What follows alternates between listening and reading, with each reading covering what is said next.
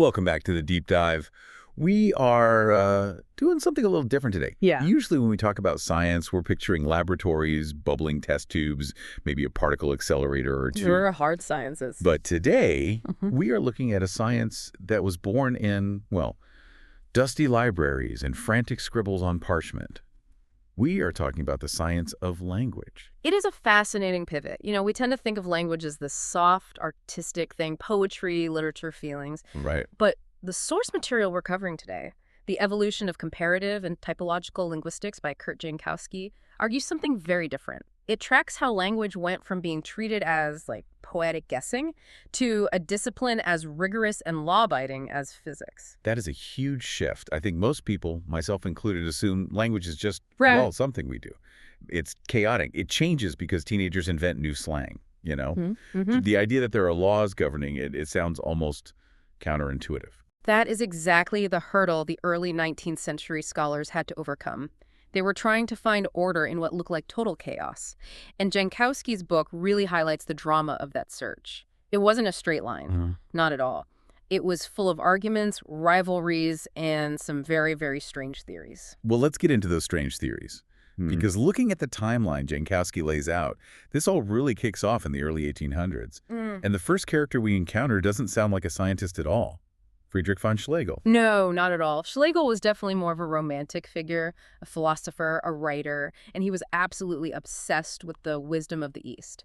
In 1808, he published this treatise that Jankowski basically identifies as the spark for the whole field. But his motivation wasn't exactly data-driven, was it? Not even close. I saw a note here about a letter he wrote to Ludwig Tieck.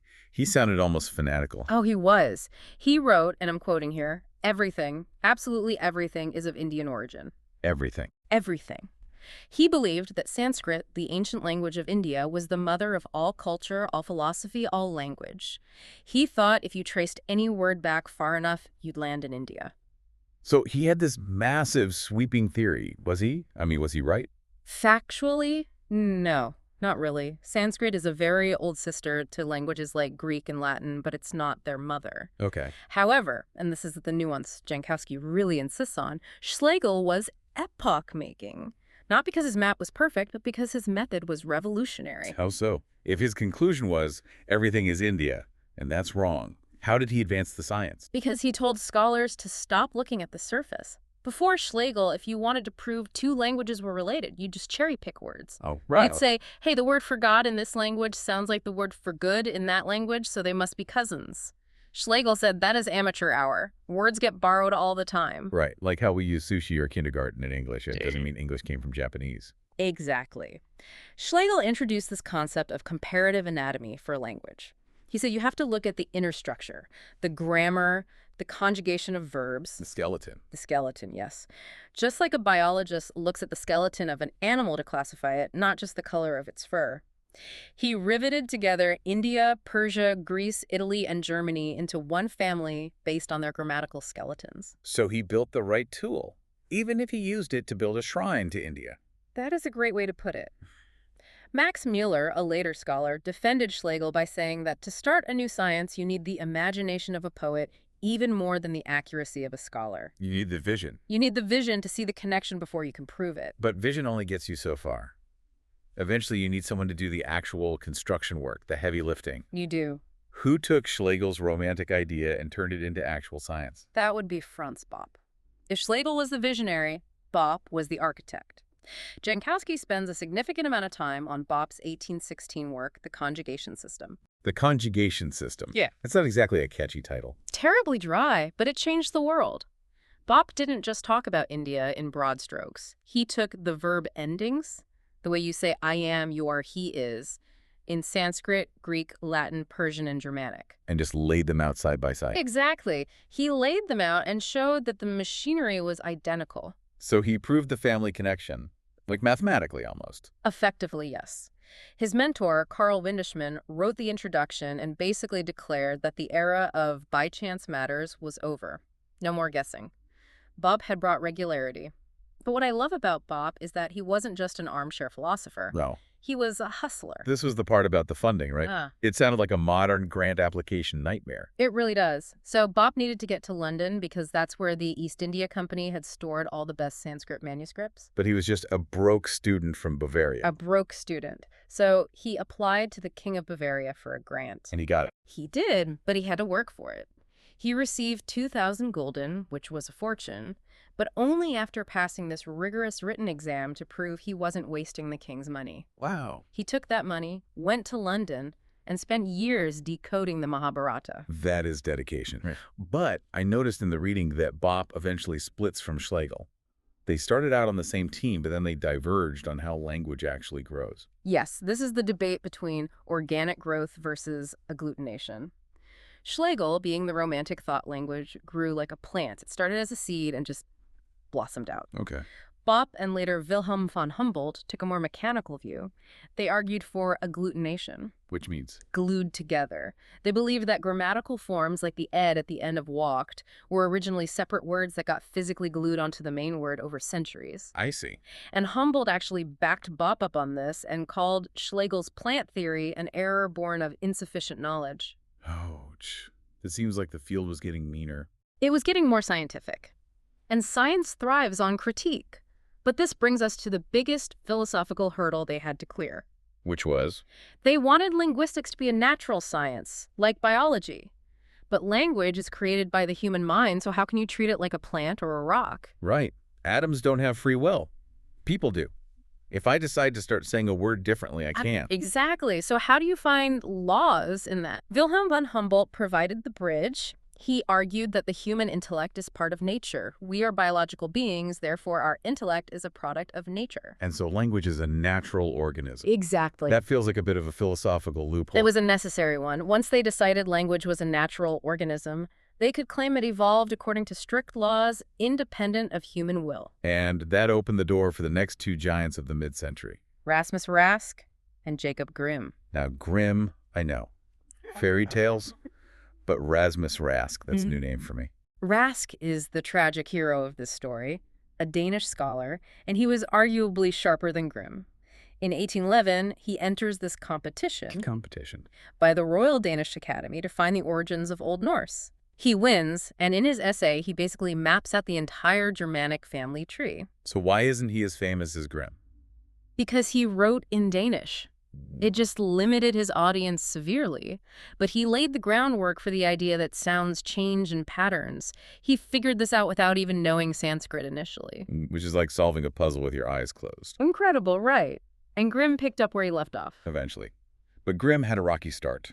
Jankowski highlights a brutal episode where August Wilhelm von Schlegel, that's Friedrich's brother, reviewed Grimm's early work and just destroyed him. I think I saw that quote, something about being a stranger. Yes.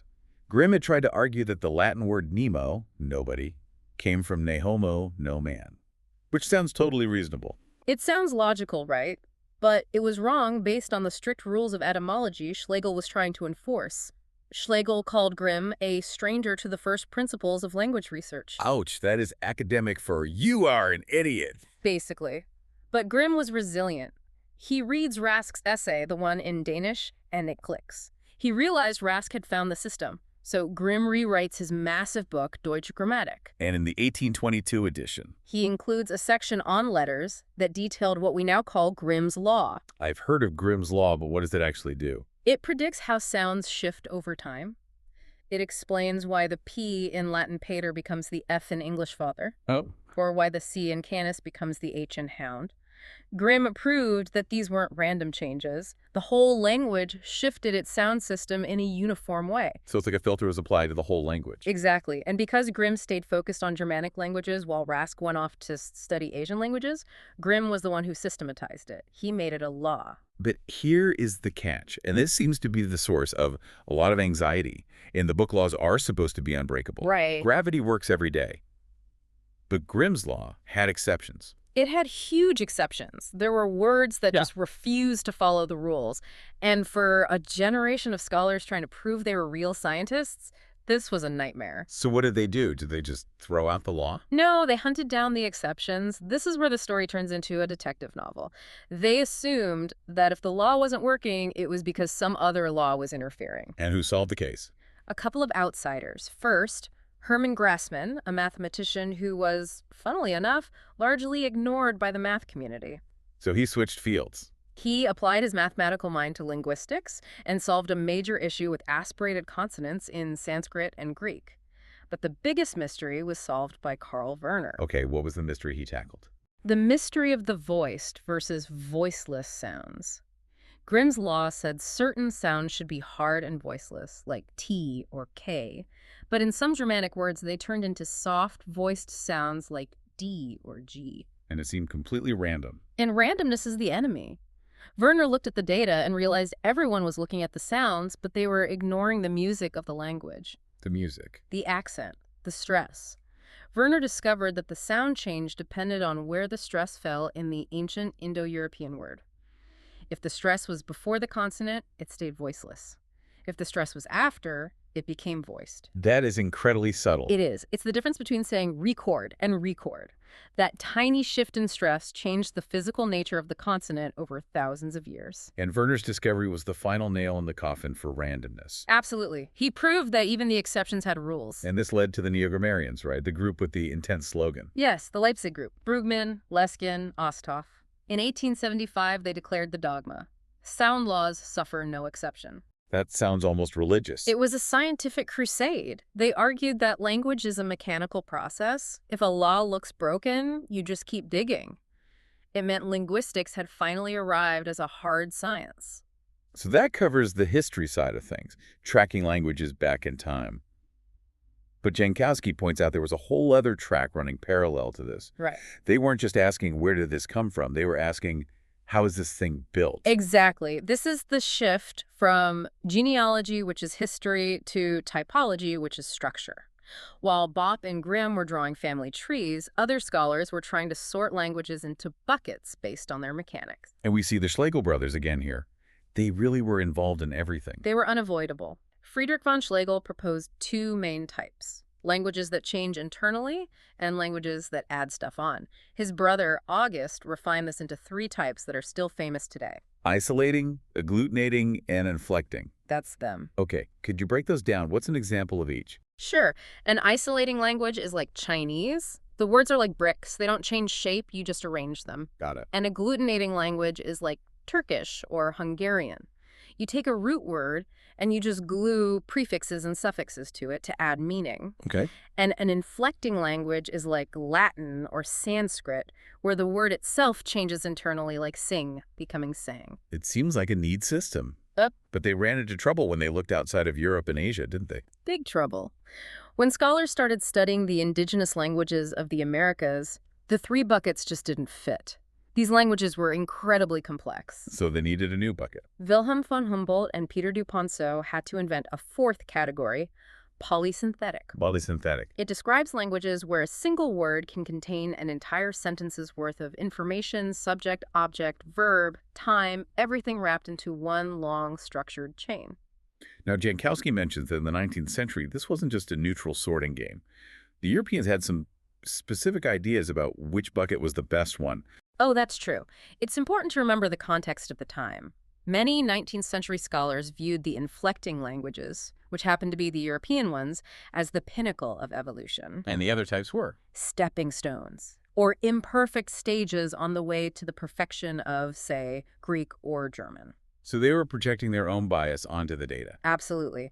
They saw evolution as a ladder with themselves at the top. It took a long time to break that mindset. Who finally managed to break it? Well, Edward Sapir in the early 20th century was crucial here. He argued that we have to look at all languages with the same cool yet interested detachment. I like that. He realized that languages don't just sit in one bucket forever. They drift. They drift. Yes. English, for example, it used to be a highly inflected language like German, but over the last 1,000 years, we've lost almost all our case endings. So we're drifting toward being an isolating language. We are. Sapir realized you can't just label a language and walk away because the language is always moving. Which brings us to the modern era of typology and Joseph Greenberg. Jankowski presents him as the one who finally brings the data revolution to this side of the field. Greenberg is the turning point definitely in the 1960s. He realized that broad labels like agglutinating were just too fuzzy. He wanted to look for universals. What does a universal look like in linguistics? It's a statistical probability. Greenberg looked at massive amounts of data from languages all over the world. He found correlations. Like what? For example, he might find that if a language puts the verb before the subject, it almost always puts the adjective after the noun. He wasn't looking for types so much as he was looking for the hidden rules that govern how human brains organize information. So we went from Schlegel saying everything is India, based on a feeling, to Greenberg running statistical analysis on word order. That is the journey in a nutshell. From poetic intuition to structural laws to mechanical causality and finally to statistical universals. It really reinforces the main theme of Jankowski's book. Language isn't just art, it is a system. It follows rules. Deep biological rules. The most fascinating takeaway for me is that we are following these rules right now. We are obeying Grimm's law and Werner's law and Greenberg's universals every time we open our mouths, completely unconsciously. We think we're just talking. But we are actually executing a complex biological program. That is a wild thought. It makes you wonder how much control we actually have. That is the big question, isn't it? And I want to leave you, our listener, with that thought. We talked about August Schleicher's idea that language is a natural organism that evolves independent of human will. If that's true, if language evolves like a species or a virus, regardless of what we want, what does that say about our attempts to control it today? You mean things like language academies or, people getting angry about slang? Exactly. Are we just shouting at a glacier telling it not to move? If the neo-grammarians were right, the laws of sound change represent a force of nature. It suggests that language will go where it wants to go, and we are just the vessels for it. A humbling thought to end on. Next time you correct someone's grammar, just remember, you might be fighting a losing battle against biology. Thanks for joining us on this deep dive into the science of language. See you all next time.